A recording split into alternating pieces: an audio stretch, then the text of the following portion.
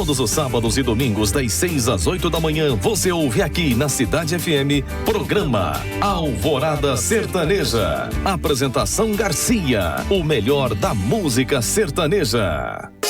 Sabe aquelas músicas que não tocam nas outras rádios? Toca aqui na 98,7 FM. Rádio Cidade de Coronel Fabriciano.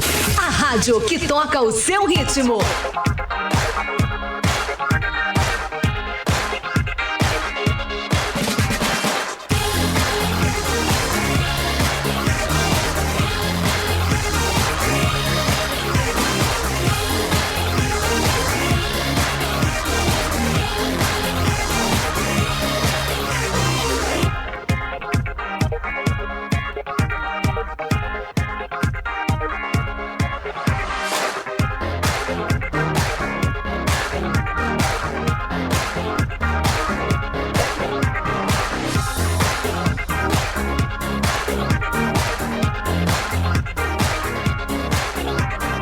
De volta agora, são 10 horas e 32 minutos, 10 e 32. Estamos de volta com o programa Show da Cidade. Agora eu estou recebendo aqui a Gisele, a psicóloga Gisele Oliveira, e vem falar com a gente sobre um tema muito importante. Vamos falar sobre o transtorno bipolar. Muitas pessoas já ouviram falar sobre essa condição, mas ainda existem muitas dúvidas, informações equivocadas e até preconceitos em relação a este assunto.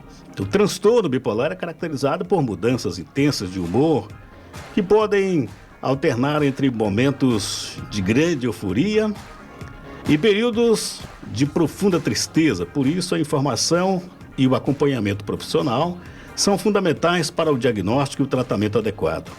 E para explicar melhor sobre esse tema tão importante, eu converso agora com a psicóloga a Gisele Oliveira, que vai esclarecer dúvidas, falar sobre os sinais da doença e orientar como buscar ajuda. Então, seja muito bem-vinda, Gisele. Para a gente é um prazer muito grande receber você aqui. O prazer é meu, obrigada pelo convite. Fico feliz de estar aqui falando sobre o tema, É um tema que tem chegado muito, assim, aos serviços de saúde mental, principalmente após a pandemia. Os transtornos mentais, eles ficaram cada vez mais em ênfase, por causa da situação de isolamento que nós vivemos, os adoecimentos mentais, eles sempre estiveram aí. Hoje nós temos um olhar mais cuidadoso sobre eles, Há muito tempo você trabalha nessa área, cuidando principalmente da questão da saúde mental? Desde que eu entrei na faculdade, a gente trabalha com saúde mental, Eu cursei psicologia no Leste, Me formei no início de 2019. Desde então, já entrei na saúde pública. E dentro da saúde pública, a gente vê um recorte muito maior, Coronel Fabriciano hoje conta com 2 serviços especializados em saúde mental, dentro de toda uma rede de atenção psicossocial, Que é o CAPS Infanto-Juvenil e o CASAN, que é o CAPS tipo 2. Então, a gente tem uma população de Fabriciano que utiliza muito esses serviços e que a gente dá essa atenção especial. Bacana. Bom, Gisele, para começar então, eu quero te perguntar, para a gente trocar em miúdos, o que é exatamente o transtorno bipolar? Sim, é o que você disse mesmo, É um transtorno caracterizado por intensas oscilações de humor, que vão de episódios depressivos a episódios de mania, hipomania. Ele tem uma característica, assim, muito, muito enfática no que tange as oscilações, porque não é uma simples oscilação de humor, não é assim, a pessoa muda de humor com frequência. Inclusive, o termo bipolar é muito banalizado, assim, em alguns contextos. Todo mundo falando é bipolar, às vezes não é por aí, Não é por aí, porque o transtorno, para ele tem intensidade, ele tem os prejuízos funcionais, aquilo de pessoas ter problemas no trabalho, ter problemas na convivência familiar, ter problemas, assim, funcionais de um modo geral mesmo, do funcionamento do sujeito. Pois é. Quais são os principais sintomas dessa condição?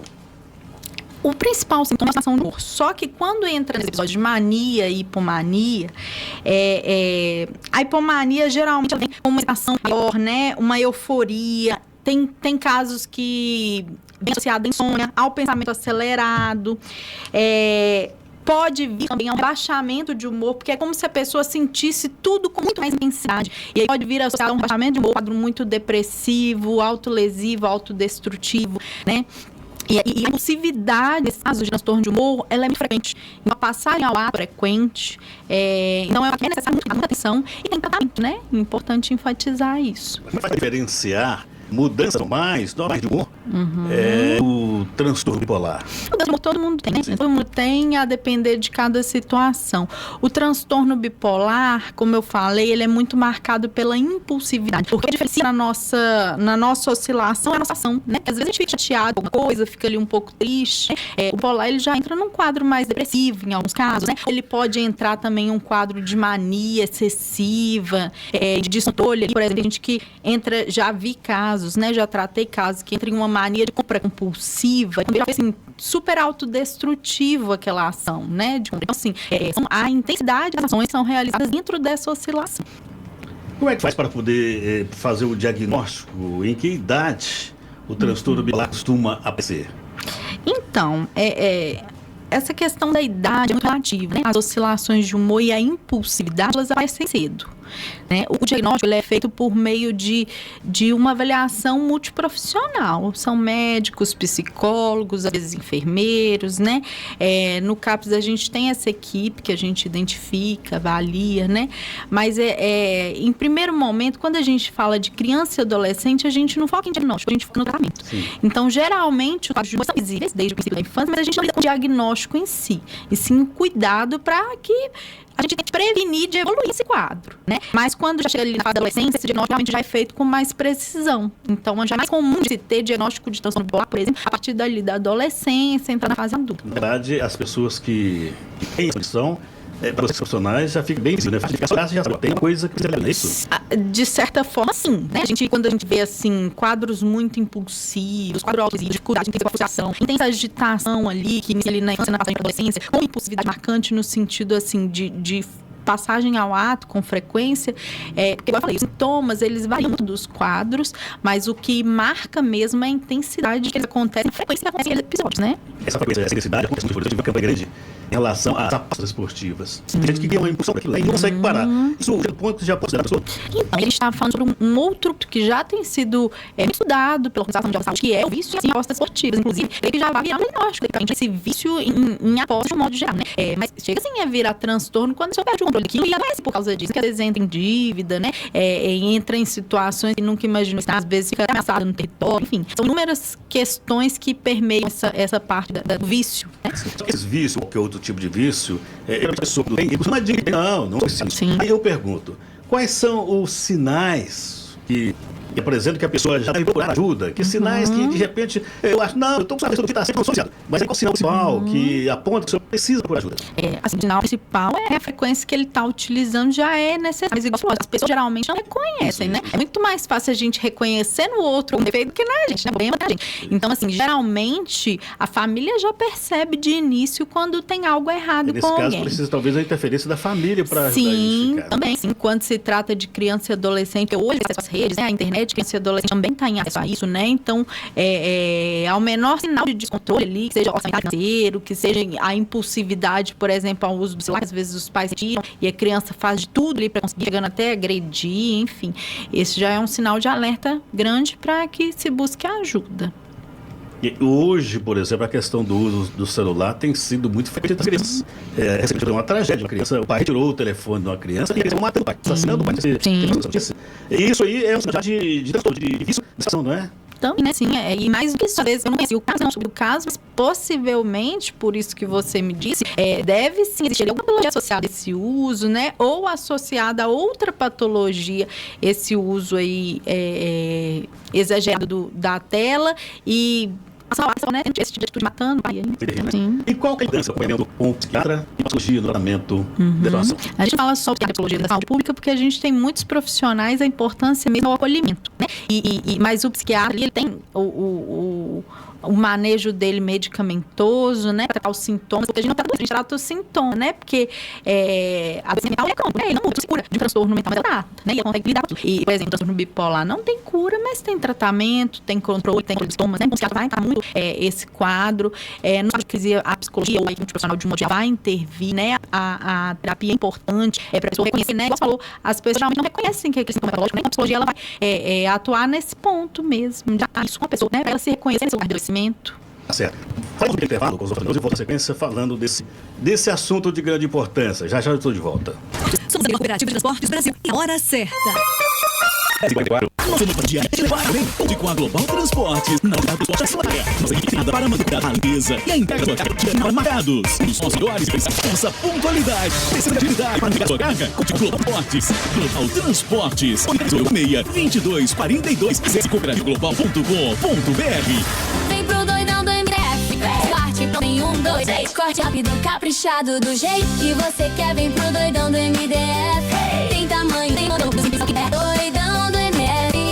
A loja que é cara. Doidão do MDF, Rua Diamantina, número 6, Centro, Ipatinga. Telefone 31-98896-7330. Corte rápido, caprichado do jeito que você quer. Doidão do MDF. Centro de Ipatinga. É só chegar e ver doidão MDF. Aqui sua arte acontece. Na hora de comprar produtos de primeira qualidade, vem pro Varejão Mafra, salão, mercearia e fios. Produtos alimentícios, legumes, verduras e frutas sempre direto do Varejão Mafra, funcionando de 6 da manhã às 8 da noite. Rua Belo Horizonte, 362, Rio de Baixo. Enviamos a domicílio. 319-8523-0079. Varejão Mafra, atendemos bem para atender sempre. Na atividade de Coronel Fabrício 98,7 de segunda a sexta-feira, de 8 às 10 da noite, programa Top Mix 98. A música Top Mix 98, apresentação Tânia Mara. Som da cidade, sala de encontros, sempre um bom bate-papo.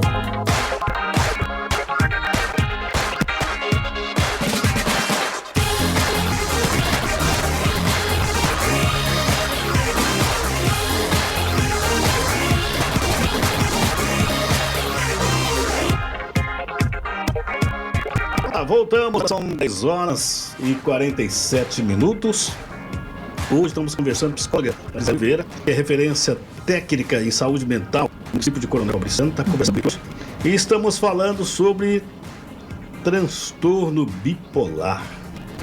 Transtorno bipolar. Gisele, fala pra gente, convivência com amigos pode ajudar a pessoa com transtorno bipolar? Sim, e é importante, muito importante, inclusive, é bom enfatizar isso, que o papel da família e da rede de apoio é no tratamento dessa doença, né, desse adoecimento mental. A família ajuda muito na adesão do tratamento, como a gente já tinha conversado anteriormente, a pessoa tem consciência que aquilo é patológico, até ter grandes prejuízos, né, e a família precisa ajudar na adesão ao tratamento. A família consegue reconhecer precocemente esses sinais desse adoecimento também, né, então, assim, é muito importante o apoio da família, da rede de apoio de um modo geral. E essas pessoas que diagnosticaram com esse transtorno, elas sofrem algum tipo de preconceito? Com certeza. Assim, qualquer transtorno tem seus desafios, sejam pessoais, sejam sociais. Então, assim, eu imagino que existem preconceitos, principalmente naqueles quadros depressivos. A questão do mesmo é muito fácil da conflito, é só você melhorar, parar de se estressar. Então, assim, as pessoas às vezes acham que é besteira, né? E não é algo que vai prejudicar, até chegar ao ponto de ter algo muito mais grave acontecendo naquele quadro, né? Do tempo, a gente fala tanto esse transtorno, como por exemplo, doença séria, que era frescura. E não é. Não, de forma nenhuma. A depressão, inclusive, é um quadro muito associado ao transtorno bipolar, né? Aos transtornos de humor, no modo geral. Pode levar a depressão? Sim, é um sintoma muito associado ao transtorno bipolar. Existem os dois extremos do sentimento, né? Tem os episódios de mania, tem intensa agitação e tem esse rebaixamento também, que fica muito associado lá com o quadro depressivo mesmo, autodestrutivo, em alguns casos, devendo ser marcante, um rebaixamento de humor, é tentativa de autoextermínio. Né? Falamos aí, muita pessoa, ela não aceita, a pessoa a família identificou, curou, mas a pessoa não aceita ser tratada dessa forma. Como é que os profissionais de saúde agem nessa situação? Bom, eu posso falar do recorde da rede pública do município de Coronel Fabriciano, né? Hoje a gente tem CAPS, Infanto Juvenil, da criança e adolescente. A gente tem o caso adulto. Quando busca ajuda de profissional, toda se movimenta em prol daquele caso, né? A gente faz busca, inclusive, quando o caso é válido, quando some, para manter esse acompanhamento, né? Fazem visitas domiciliares, articulamos com a ponta, que é a unidade de saúde, quando necessário, né? Os outros serviços compõem a rede de saúde, para que a gente possa ter o melhor cuidado a esse sujeito, a esse caso. Esse amigo que é feito com o paciente diagnosticado já com transtorno bipolar. Você diz que não tem cura, tem um controle. A pessoa pensa que viver para uma vida melhor. Demora muito. A pessoa que está num grau autismo, por exemplo, transtorno bipolar, para ele conseguir ter uma vida normal, conseguir caminhar tranquilo.